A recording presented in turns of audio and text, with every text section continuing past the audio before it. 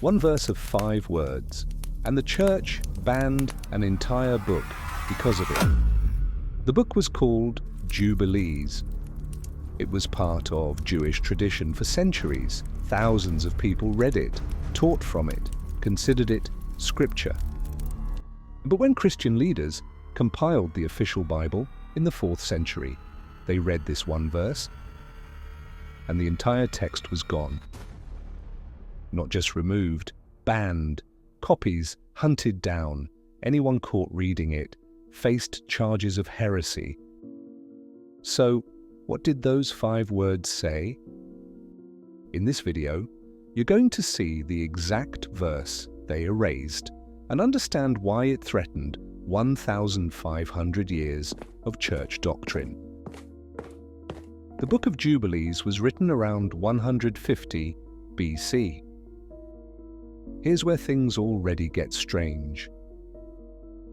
It retells Genesis and Exodus, but adds details the Bible doesn't include. Details about divine beings intervening in creation. And here's the twist. The Ethiopian Orthodox Church still uses this book today. For them, it's not banned, it's scripture. For the rest of Christianity, it vanished. Why? Because of one line about beings called the sons of God. Let me show you the verse.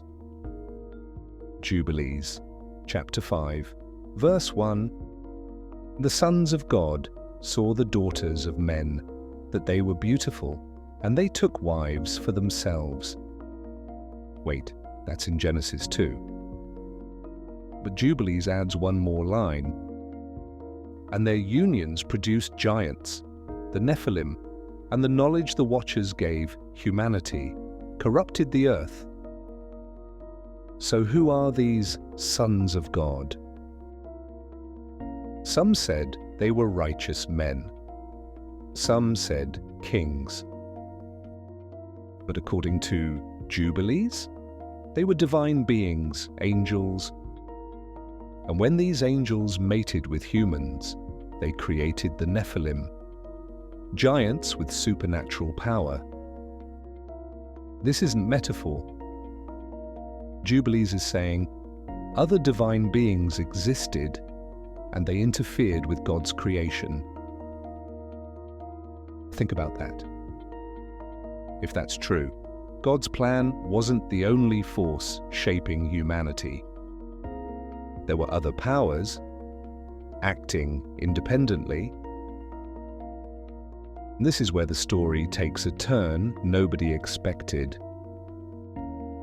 By 325 AD, church leaders had decided one God, all-powerful, no rivals. But Jubilees described multiple divine beings with independent will who could defy God. That's not Christianity. That's polytheism. And any text that suggested it, banned. But here's what's really strange. The verse wasn't just banned because of theology. It was banned because of what came next. What follows that verse is a list. The angels taught humanity metalworking, weapons, astrology, cosmetics. According to the text, knowledge humans weren't supposed to have. And here's what the church couldn't accept.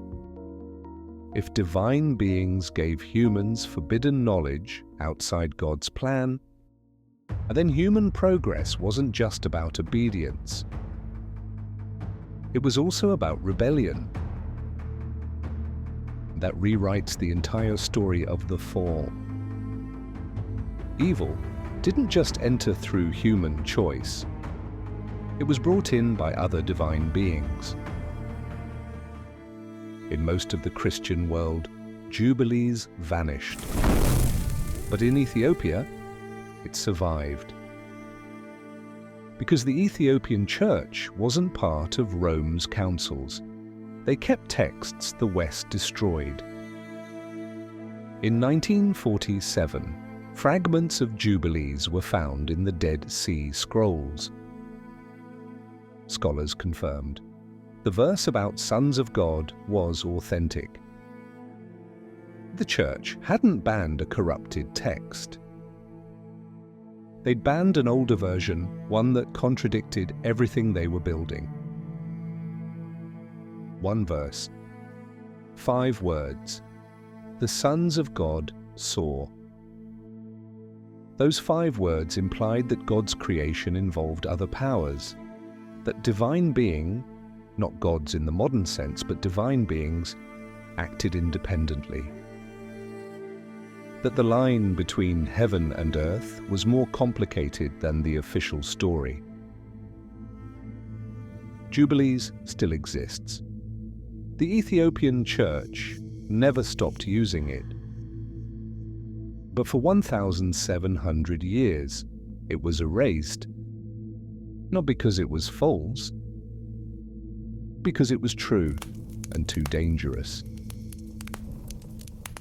And what those angels taught, that's in another book, and its secrets are far darker.